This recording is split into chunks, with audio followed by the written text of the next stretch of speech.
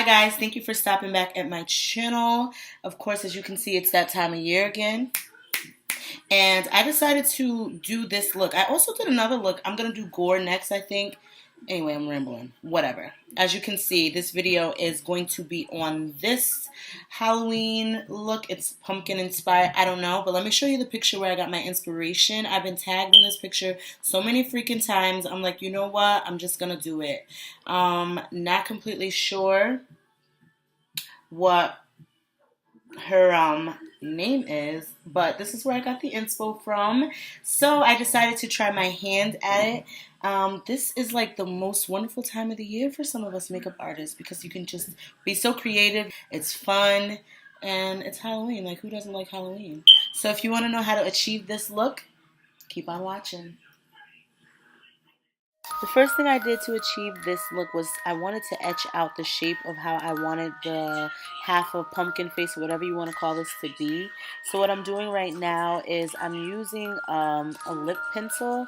It's kind of creamy. You can use whatever color. I would assume it wouldn't matter because we're going to go over it in black anyway.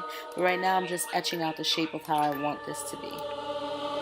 And I know you can see my background. I apologize for any mess in advance, or my little 3-year-old baby that you can see in the reflection of the mirror.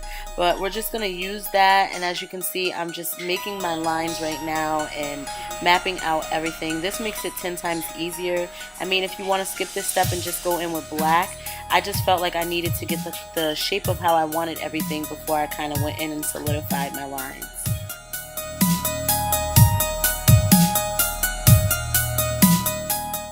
Okay, so because I didn't have any orange face paint, I'm just going to use this orange corrector out of my Anastasia palette, and I'm going to use a foundation brush and just start packing that on to the larger parts of our face so that we can have, like, you know, the shade of a pumpkin. Once I got a majority of my face shaded in, I went in with a smaller flat shader brush, and this is just so that I could get closer to the outline that we already did, so that there's no gaps. You know, we want it to be as neat as possible.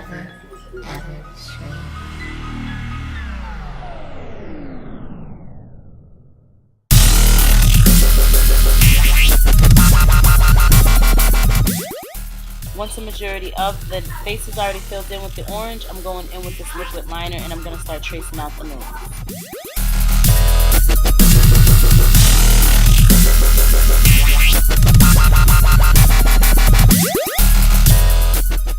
Okay, so the liner was okay for the nose, but I figured I needed something creamier, which is why I'm going in with this black face paint, and I'm going to start filling in the eye area. What I did was I just took a very small, like, angled brush, and I'm using that to trace all the lines that we did. So as you can see, having your lines already down makes this way easier because basically all you're doing is just tracing out the shapes of everything.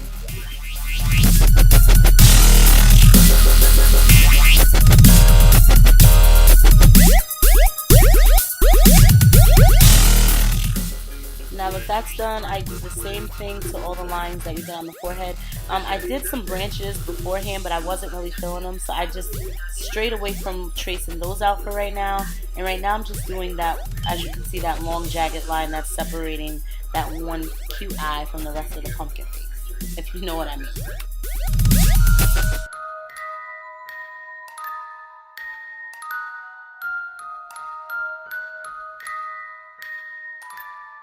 So starting on the mouth area, one thing that I would recommend differently from what I did was just to make the teeth a little slimmer. I didn't like how mine looked so wide, but you know, it was trial and error, and it is Halloween makeup, and I am not, well, I'm an artist, but I can't draw. If that makes sense, you know, Halloween makeup is a lot different from glam makeup, obviously.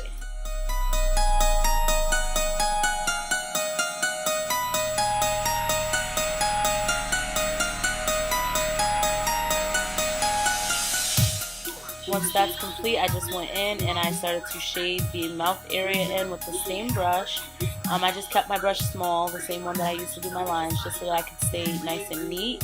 Also, this is sped up, obviously, so it looks like it's happening a lot faster than it is, but in reality, it took me a little while to do this. I was really trying to take my time because I wanted it to be as neat as possible.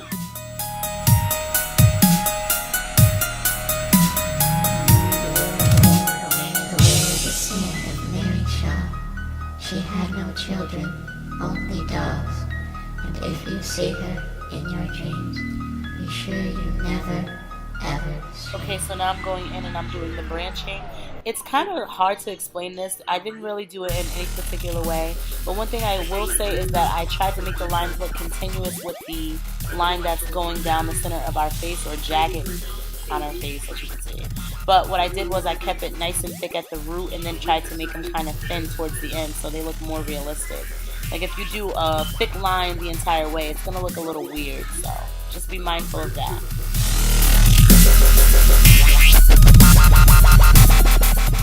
Now to start doing the lines on the pumpkin, I went in with a dark brown shadow on a fluffy taper brush, and I'm just doing continuous lines down my face. So as you can see, I drew a line towards that triangle on our eye, and then I'm just continuing that all the way down my chin area.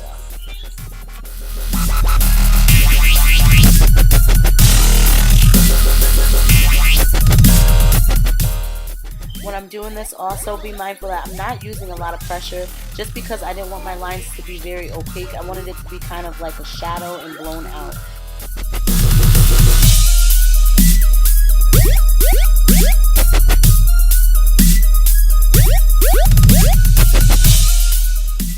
Now I'm going into this black shadow out of my Morphe palette, and I'm using a smaller brush. This is I don't even know, but it's just make sure that whatever brush you previously used, the one you use afterward, is smaller. Sorry if that sounds confusing, but you can see what I'm doing here. And I'm very lightly going down the center of all those lines that we did with the black shadow.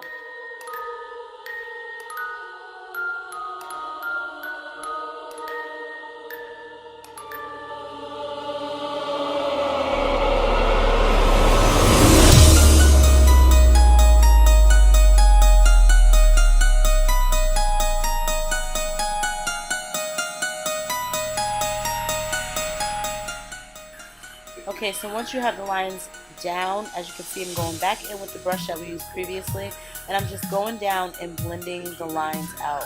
You can't really tell here how much I am blending because it's sped up, and I did a little bit more off camera, but you really want to make sure that you get the blend pretty good on this so it doesn't look so obvious and it looks a little bit more realistic when it's blended well.